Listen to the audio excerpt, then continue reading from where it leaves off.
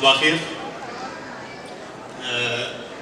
لما بسمع زميلتي وصديقتي وهي واحدة من المنظمات هنا قالت لي دكتور مهاب ممكن تدي توك عن الكرياتيفيتي للاطفال؟ قلت لها بسمع انا ما اعرفش حاجه عن الاطفال، يعني دي مش شغلتي. انا شغلتي ان انا اعمل او اشتغل مع شركات ومع جهات حكوميه كويس ان احنا نشوف ازاي ممكن الناس دي تقدر ان هم يطلعوا منتجات او خدمات انوفيتيف في السوق. وفي نفس الوقت انا كاستاذ جامعي برضه ليا يعني باع شويه في الحته بتاعه الكرياتيفيتي والانوفيشن لطلبه الجامعه. فقلت لها ان انا ما اعرفش حاجه عن الاطفال، فقالت لي طب تفكر في الموضوع.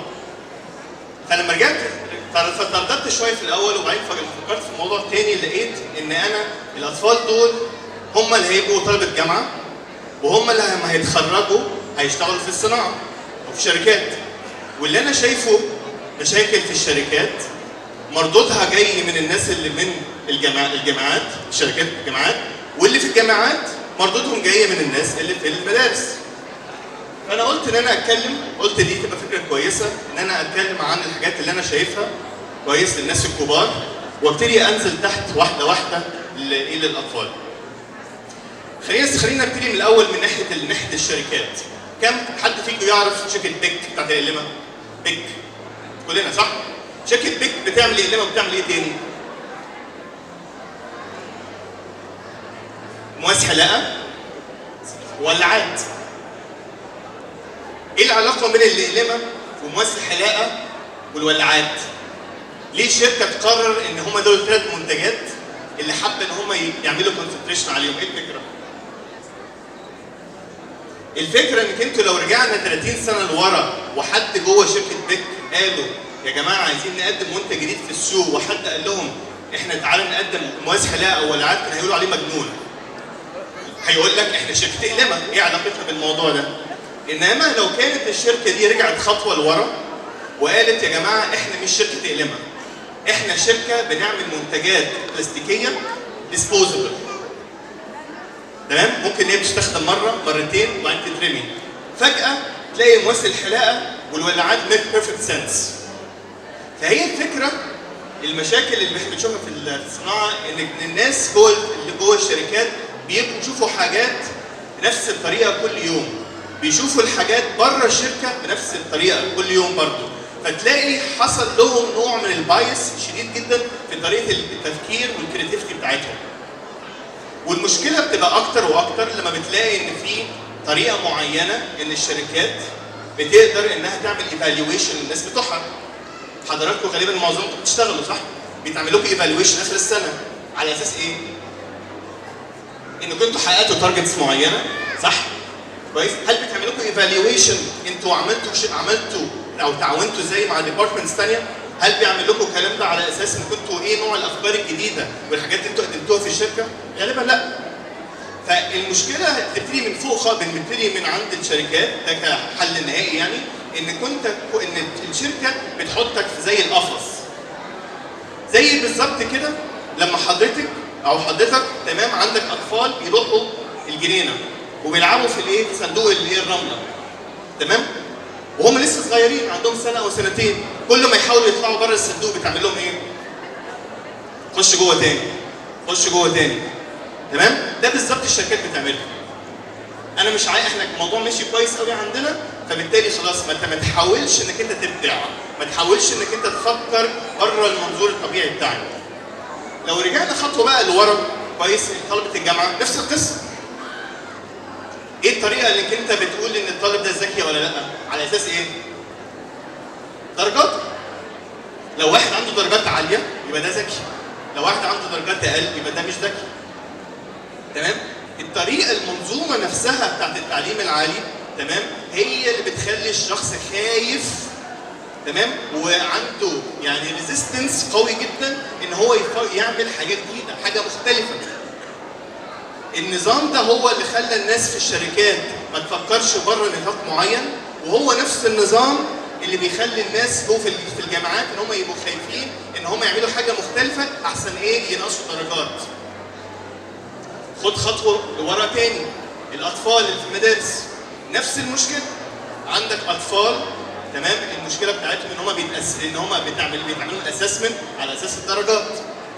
تمام؟ نفس القصه، خوف برضو ان هم يفكروا بشكل مختلف، المدرسه في الفصل تقول له غلط، تمام؟ اللي انت بتقوله ده مش مظبوط، الاجابه الصحيحه كذا. حطت الحركه دي، حطت الطفل على طول في صندوق بشكل معين. لو رجعت بقى خطوه اللي قبليها، الطفل اللي لسه بقى عنده سنه او سنتين او ثلاثه، هتلاقي اكبر كميه ابداع بقى رهيبه. ليه؟ لان الطفل لسه ما اتحطش في الصندوق. ما اتحطش في الصندوق من المدرسه، ما اتحطش في الصندوق من الجامعه، وما اتحطش ديفنتلي في الصندوق في الشركه. فالفكره هنا ايه؟ الفكره هنا ان الاطفال، تمام، في الاول خالص بيبقوا مبدعين بطبيعتهم. وشويه شويه اللي احنا بنعمله كاهالي وكمدارس بنقفل عليهم، بنحط لهم الباوندريز، بنحطهم كده زي ايه؟ السدود اللي هم يتحركوا فيها.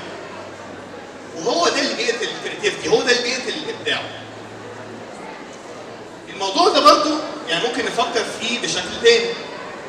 لما نيجي نفكر على ايه نوع اللي لو احنا بنتكلم حتى على في مصر هنا، ايه كمناحي الاجتماعيه؟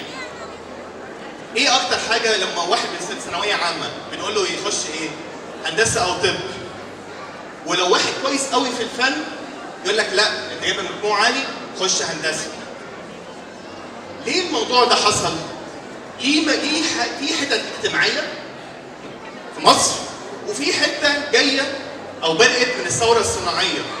ان لما الثوره الصناعيه في امريكا بدات وفي اوروبا، تمام، الاهتمام بنوع معين من المواد بقى اعلى.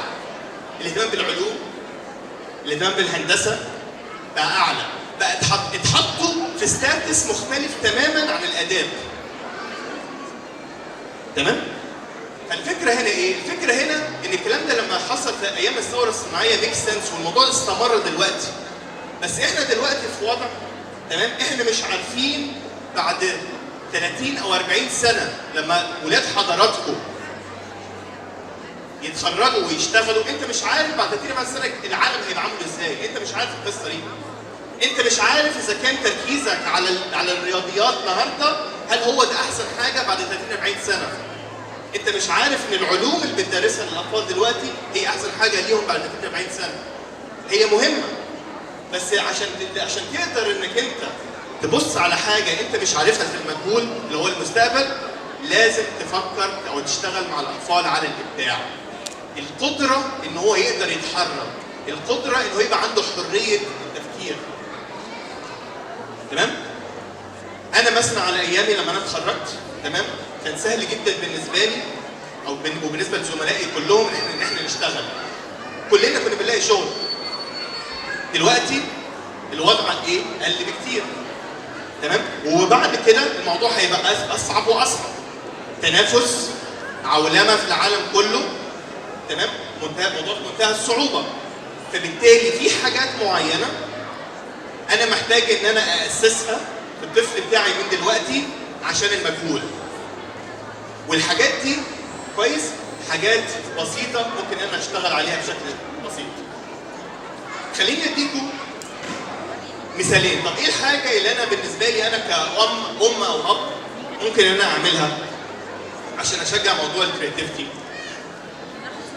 واحد كمان من موضوع الخوف عند الطفل بتاعي. تمام؟ خليني اقول لكم حاجه بسيطه وحاجه صعبه. كويس؟ لو سالت حضراتكم كده اللي قاعدين، كم حد يقدر يقول لي ايه هي الاستخدامات بتاعت البيضه؟ بيضه. كم استخدام للبيضه ممكن تفكروا فيه؟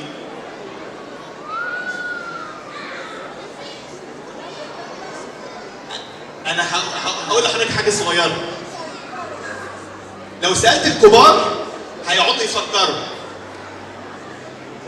لو سالت الكبار هيقعدوا يفكروا. لو سالت طفل هيقول لك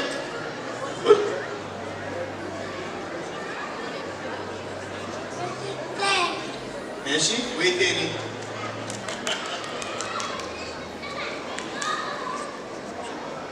طيب انا سالت السؤال ده كويس، انا سالت السؤال ده لاولادي الاثنين اللي عندهم 5 سنين في البيت. مش عايز اقول لكم ان هم قالوا لي 5 أو 10 طرق مختلفه ممكن تعمل ايه بالبيضه. زي برضه موضوع المشبك، جبت لهم مشبك كده اول مره يشوفوه في حياتهم. قلت لهم ايه ده؟ ممكن تعمل بيه ايه؟ بدأوا يقولوا لي حاجات غريبه، بدأوا يقولوا لي انك انت تعلق بيه حاجات، تجيب الستاره وتقفلها، تحطها في شعرك عشان ما اعرفش ايه، تحطها على السبوره عشان تحط عليها نوت بشكل معين. الفكره ديت كويس، دي حاجات بسيطه جدا تمام، ممكن انك انت تعملها مع اولادك في البيت. حاجات هتشجعهم ان هم يفكروا بشكل مختلف، وان هم يعملوا شويه بشويه يبدعوا، ان هو وما يخافش لما حد يلاقي مشبك، لما يلاقي حد يلاقي الستاره بتاعت البيت معموله بمشبك الغسيل تمام، ما تقولوش ده غلط، اتكلم معاه، هو فكر بشكل مبدع ان ده ممكن يبقى استخدام كويس للمشبك تمام. فدي حاجه، وفي حاجات كتيره جدا كويس، كميه جيمز كتيره جدا بتشجع على الابداع دلوقتي. حاجه يعني انا فعلا يعني انا بقول بشكل واضح يعني ان الدور اللي في الموجود لازم يكون في البيت من الام ومن الاب، لازم يبقى كبير جدا. المدرسه عاده ما بتشجعش على الابداع بشكل كويس عاده. ليه؟ لان عندهم كريكولم، عندهم very structured way of ان هم يوروا الحاجات للاطفال كويس، عندهم صح وغلط. في دور على الاب وعلى الام في البيت. جيمز معينه، افكار بسيطه زي اللي بنتكلم عليها دلوقتي. وخليني اقول لكم على حاجه ثانيه اتعملت في مصر في الثلاث اربع سنين اللي فاتت دول وعملت نجاح هايل. فيوتشر سيتي دي عباره عن ايه؟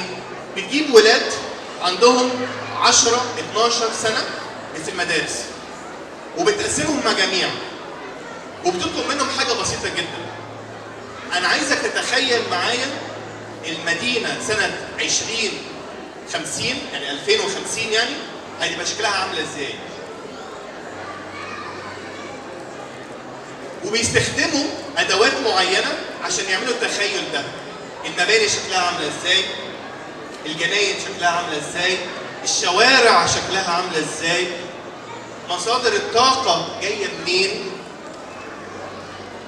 اماكن الاسعاف واماكن المطافي والبوليس هيتحطوا فين؟ المدارس والخدمات والمولات هيتحطوا فين وليه في الحتت ديت؟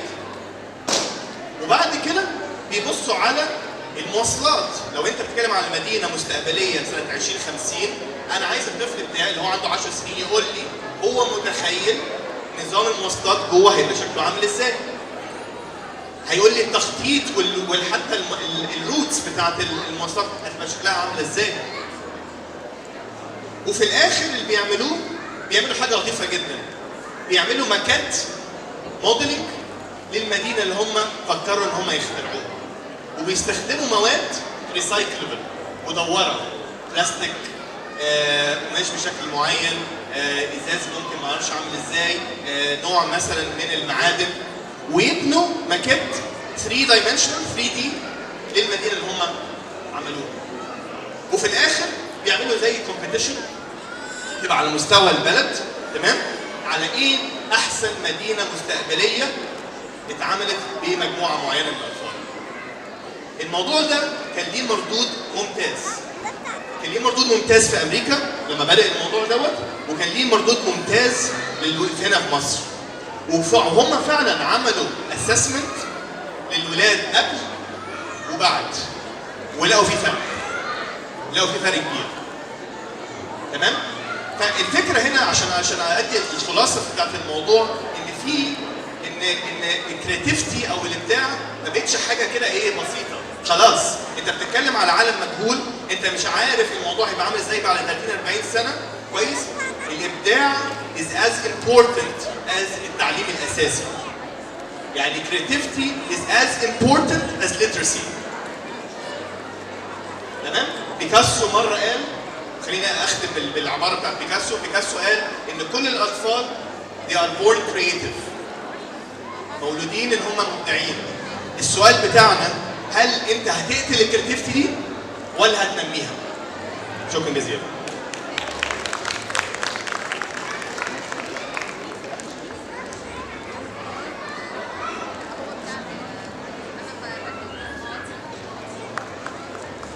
نشكر الدكتور مهاب على المعلومات المفيده اللي اداها لنا.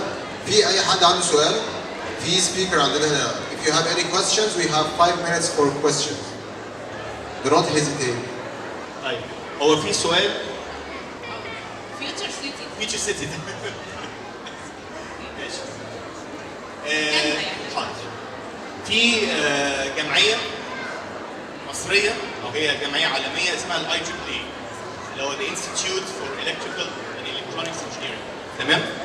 دول اخذوا الترخيص بتاع استخدام او الاستخدام اللي هي السيرفيس بتاع الفيوتشر سيتي، ان هم بييجوا يدربوا الولاد بشكل معين.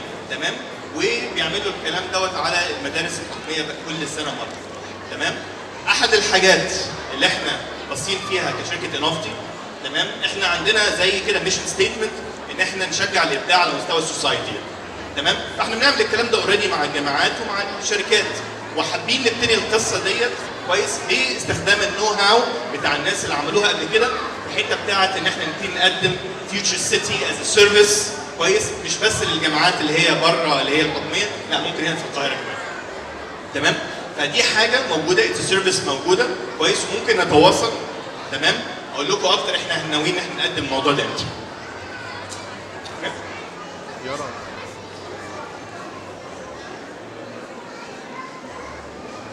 Just a few examples of easy creativity tools for parents that they can use at home with their children. في كتير قوي.